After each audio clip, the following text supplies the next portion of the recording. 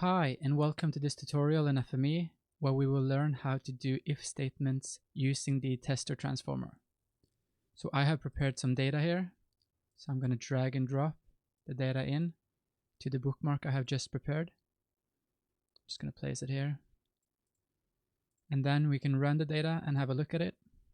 So we have an attribute column of name, which corresponds to the name of the sub-district that the point lies within, and we have an attribute column for the population at that specific point, and we have some other data for the growth, for the population increase to a given year. But we're just going to use the name and population attribute column for this purpose. So how we do an if statement in FME is that we start typing. So we type tester, and then we hit enter. We connect our data to the transformer, and we press the cogwheel. And here is where you do your logic, your test clauses. So we can, for example, to access our features attributes, we press the three dots, and under here, FME feature attributes, you get access to your attributes. So we can, for example, do name. So we put name in our left value, and the operator can be equal, and we write a string, no tick marks. I'm just gonna write the name of one of the sub-districts. So I press OK.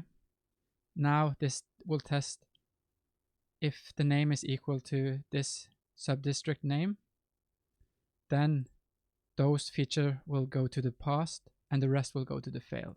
So if we do our transformer, we see that when we press, all these points are for this sub-district, and the ones that fails the test, they are in another sub-district. And we can, just to show that, you can use the not logic, which means that if this is positive, it will be a negative, so it will become it will give us those that not pass the test. So now you can see our data, it's reversed.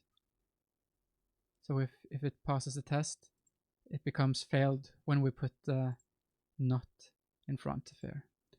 I'm just gonna erase that. And we can expand the rows. We can, for example, say or, and do another test if it's equal to this sub-district and the population, for example,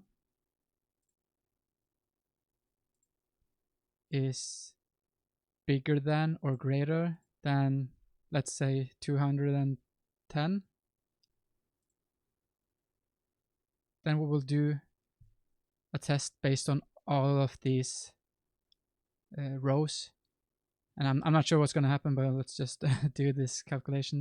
So now we will get 25 that passes and 87 that doesn't pass. And the ones that passes, they have a name that is either this one or this one, and a population that is bigger than 210. So when we look at the past data, there will be no population that is less than 210. And of course, we only have those sub-districts. So this is basically it. You can expand and have as many as you want, as many rows. And when your test is done, you can either access the passed or failed and continue in your workflow until you have solved your problem and export your data using the writer, as we have seen in our previous videos. So I hope you liked this tutorial. If you liked it, it would be amazing if you could give the channel a subscribe and like the video. I'll see you in the next video. Have a good day and take care.